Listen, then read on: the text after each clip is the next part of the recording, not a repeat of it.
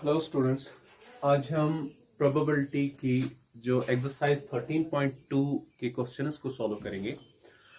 Exercise के questions को start करने से पहले एक बात मैं बता दूं कि इस एक्सरसाइज में दो कंसेप्ट्स का यूज ज्यादा होगा, फ्रीक्वेंटली उनका यूज होगा बेटा। एक तो हुआ कि दो इवेंट्स कब इंडिपेंडेंट होते हैं। हमने पढ़ा कि दो इवेंट्स को हम तब इंडिपेंडेंट बोलते हैं जब एक इवेंट के होने के चांसेस दूसरे इवेंट के होने या ना होने पे कोई इफेक्ट ना करे। दैट इज, तो फिर हमने इस चीज को यूज किया था। तो हमें न्यूमेरिकली क्या निकला था बेटा, अगर ए और बी दो इवेंट्स हैं तब इन दो इवेंट्स के इंटरसेक्शन की जो प्रोबेबिलिटी होती है वो होती है probability of A multiplied by probability of B के। That is, if A and B are independent events, then probability of A intersection B equals to probability of A multiplied by probability. And दूसरा चीज बेटा, कब दो events mutually exclusive होते हैं। मैंने already lecture में बता रखा है, प्रीवियस लेक्चर में, कि दो इवेंट्स ए एंड बी तब म्यूचुअली एक्सक्लूसिव होते हैं जब ये एक साथ ऑकर ना हो। तो एक साथ ऑकर ना होना बेटा हुआ कि ये दो इवेंट्स के जो अब हम इंटरसेक्शन निकालेंगे तो वो आता है 5 सेट। और जब 5 सेट इन दो इवेंट्स की जब इंटरसेक्शन की प्रोबेबिलिटी हम निकालते हैं वो क्या होती है, 0। तो अब आप याद रखिएगा, दो इवेंट्स तब होते हैं म्यूचुअली एक्सक्लूसिव जब उनके इंटरसेक्शन की प्रोबेबिलिटी 0 आए। वो दो इवेंट्स ए एंड बी तब इंडिपेंडेंट इवेंट्स कहलाते हैं जब उनके इंटरसेक्शन की probability I probability of 1 multiply probability of answer. तो करते हैं बेटा एक्सरसाइज 13.2 का जो क्वेश्चन नंबर 1, इसको पहले सॉल्व करते हैं। देखो बेटा, क्वेश्चन नंबर 1 में क्या पूछा जा रहा है, हमें गिवन क्या दिया है। कहते हैं हमें कि एक इवेंट ए है जिसकी प्रोबेबिलिटी 3/5 है, दूसरा इवेंट बी है उसकी प्रोबेबिलिटी गिवन है 1/5। हमसे पूछा जा रहा है आप इन दो इवेंट्स के इंटरसेक्शन की प्रोबेबिलिटी निकालो तब जब गिवन क्या दिया है, A and B are independent events. हम पहले लिखेंगे कि इसकी मीनिंग क्या है बेटा, बात समझ में आ रही है। हम लिखेंगे सिंस ये जो A and B events are independent, ये दो इवेंट्स क्या है बेटा, इंडिपेंडेंट। जब ये इंडिपेंडेंट हुए तो मैंने पहले ही बता रखा है ए एंड बी तब इंडिपेंडेंट होते हैं जब इनके इंटरसेक्शन की प्रोबेबिलिटी होगी probability of one event multiplied by probability of second event. It implies that then probability of A intersection B will be equal to probability of A multiplied by probability of B। because given है A और B independent events। It further implies probability of A intersection B equals to, बेटा इसकी value हमें given है, probability of A equals to 3/5 multiplied by probability of B भी बेटा क्या है, गिवन दिया है, तो 1/5।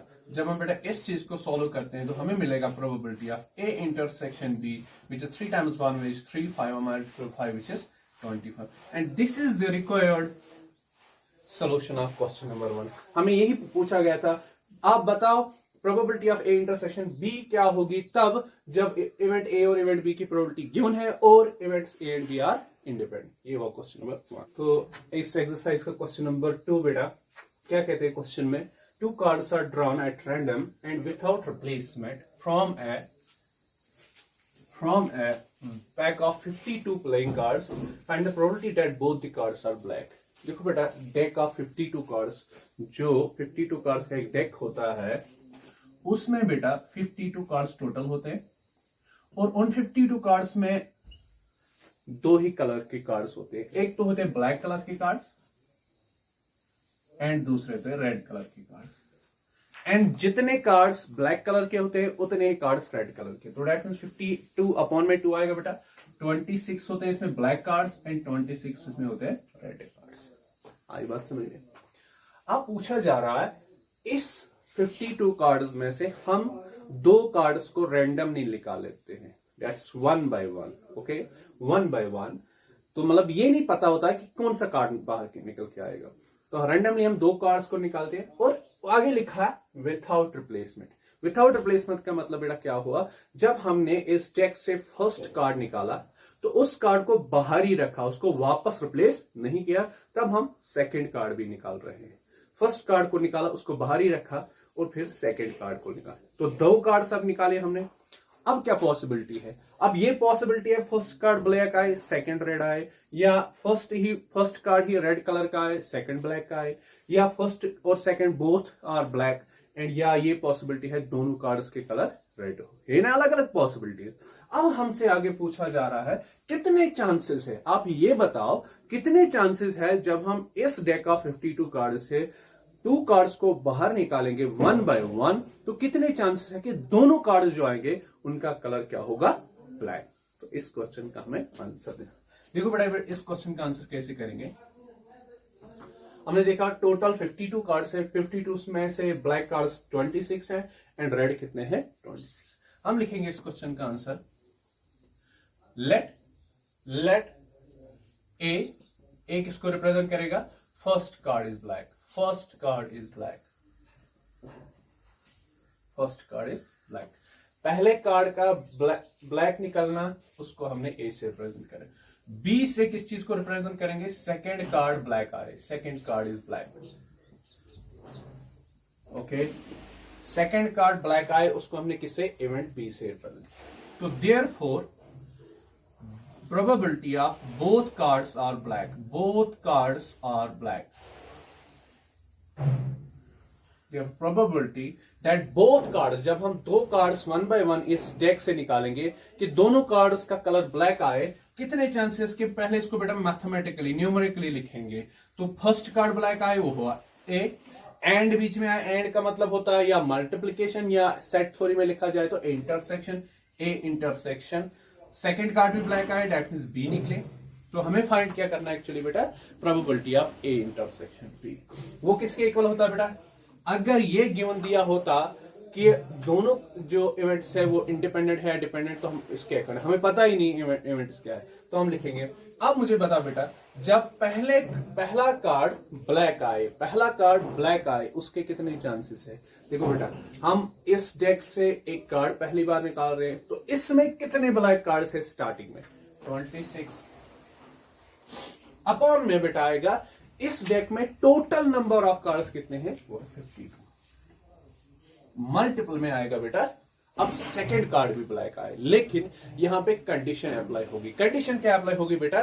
कि पहला कार्ड ऑलरेडी ब्लैक आ चुका है। जब हमने एक कार्ड ब्लैक लिखा तो -1 होगा, एक कार्ड तो अब आया बाहर, उसको हम रिप्लेस नहीं करेंगे, तो फिर इसमें कितने कार्ड्स टोटल रह गए बेटा? टोटल ब्लैक कार्ड्स कितने रह गए इसमें? 25। लेकिन अब 52 कार्ड्स में से भी एक माइनस हो गया, तो फिर टोटल कार्ड्स कितने रह गए? अब 51। तो अब कितने चांसेस है कि सेकंड कार्ड भी ब्लैक आए? वो है, अब इस डेक में कितने ब्लैक कार्ड्स रह गए? 25 अपॉन में आएगा टोटल कार्ड्स अब कितने रह गए? 51। बेटा इस चीज को सॉल्व करके आप इस चीज को सिंपलीफाई करो तो ये आएगा इस क्वेश्चन का आंसर। ये वो क्वेश्चन। अब देखो बेटा इस एक्सरसाइज 13.2 का क्वेश्चन नंबर 3, इसमें क्या पूछा जा रहा है? A box of oranges is inspected by examining 3 randomly selected oranges drawn without replacement. Okay, drawn without. If all the 3 oranges are good, the box is approved for sale. Otherwise, it is rejected. Find the probability that a box containing 15 oranges, out of which 12 are good and 3 are bad, will be approved for sale. देखो बेटा simple मैं समझा दूं।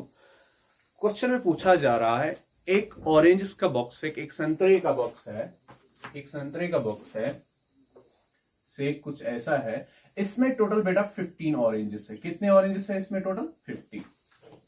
ये भी given दिया है, इन 15 में से बेटा जो अच्छे ऑरेंजेस मतलब जो खराब नहीं हुए हैं वो है 12 आर गुड।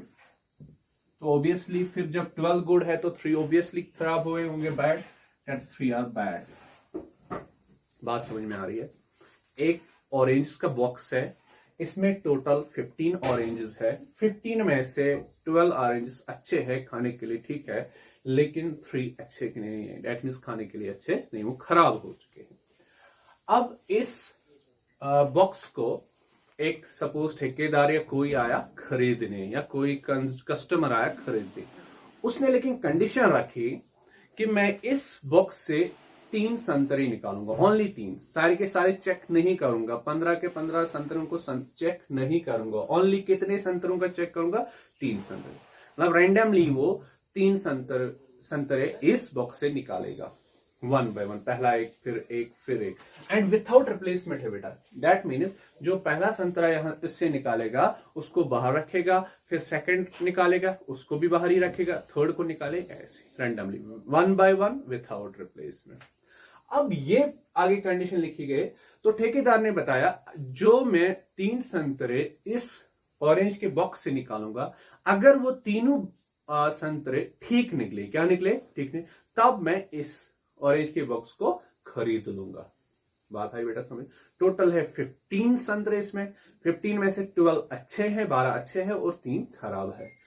ठेकेदार ने क्या कहा, या एक खरीदार ने क्या कहा, उसने कहा मैं इस संतरे के बॉक्स से 3 ऑरेंजेस को, 3 संतरों को बाहर निकालूंगा एक एक करके, और जिसको मैं निकालूंगा उसको बाहर नहीं रखूंगा। अगर तीनों संतरे अच्छे निकले, खराब नहीं निकले, तो फिर मैं ये बॉक्स खरीद लूंगा, संतरों का बॉक्स।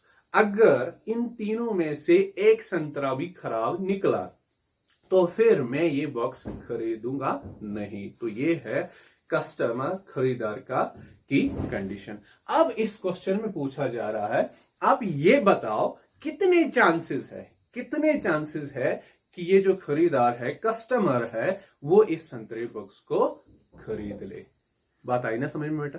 तो हमें क्या करना है, हमें 3 ऑरेंज को निकालना है इसमें।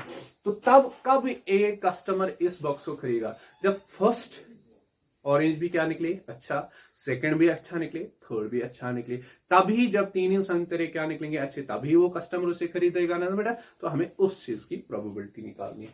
तो किस चीज की प्रोबेबिलिटी निकालनी है कि पहला कितने चांसेस है कि पहला संतरा भी ठीक निकले, सेकंड वाला भी ठीक निकले, थर्ड ऑरेंज भी ठीक निकले। चलो बेटा इस क्वेश्चन का आंसर निकालते हैं। प्रोबेबिलिटी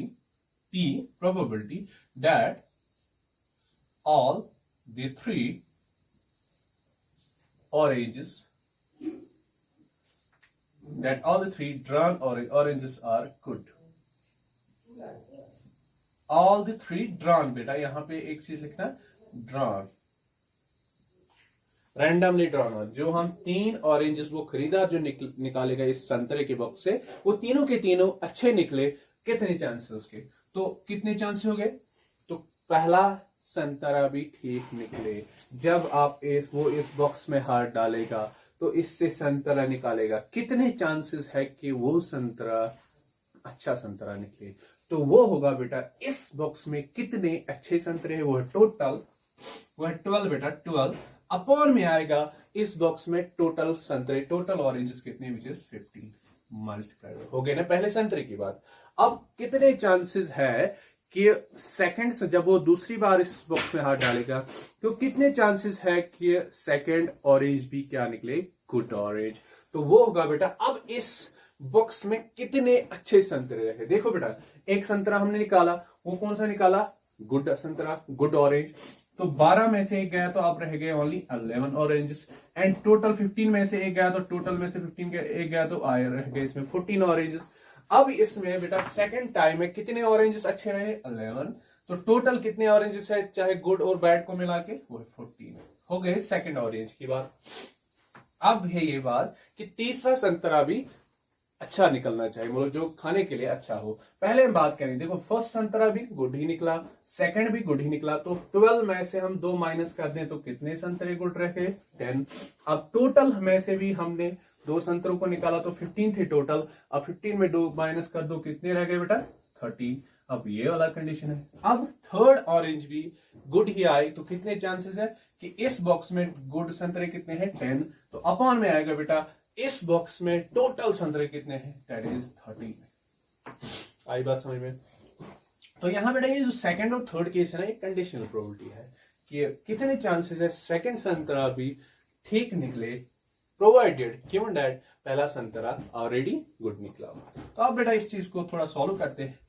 2 6 2 7 सॉरी, ओके, तो और कुछ हो सकता है, यस, 5 3 5 2 ओके, और कुछ नो, तो ये आए बेटा 6 2 12, 12 मल्टीप्लाइड बाय 11 कितना है 11 22 11 तो आएगा 13 132 अपॉन में आएगा 3 3 9 7 multiplied 3 is 9 3 1 is 3 7 times 39 which is 132 upon में 7 is 6 3 7 3 is 21 तो 273 ये है बेटा रिक्वायर्ड प्रोबेबिलिटी रिक्वायर्ड चांसेस कि जब वो कस्टमर इस बॉक्स से 3 संतरे 1 by 1 निकाले तो तीनों संतरे अच्छे आए वो उसके चांस है 132 अपॉन में 273 ये हो गया बेटा क्वेश्चन नंबर 3। अब देखो बेटा इस एक्सरसाइज का क्वेश्चन नंबर 4 क्या पूछा जा रहा है fair coin and an unbiased die और टॉस दो चीजों यहाँ पे जो एक्सपेरिमेंट हमें जो एक्टिविटी हमें करनी है एक काम करना है एक कॉइन को टॉस करना है और उसके साथ एक डाई को रोल करना है थ्रो करना तो यहाँ लिखा बेटा अनबायस्ड डाई का मतलब होता है ऐसी डाई जिसमें 6 आउटकम्स होते हैं जिसमें हर किसी आउटकम के होने के चांसेस सेम हो दैट्स ऐसा कोई डाई नहीं जैसे हमने कोई बाजार से एक डाई ला दी तो उसमें 6 फेस होंगे लेकिन से उसका जो फेस एक है उसमें 3 है तो दूसरे फेस में भी 3 ही लिखा हो दैट इज 5 की जगह 3 ही लिखा हो तो उसमें 3 के निकलने के कितने चांसेस होंगे 2/6 लेकिन 1 के निकलने के कितने चांसेस होंगे 1/6 तो यहाँ पे ऐसी डाई में हर किसी फेस के निकलने के चांसेस सेम नहीं है तो उस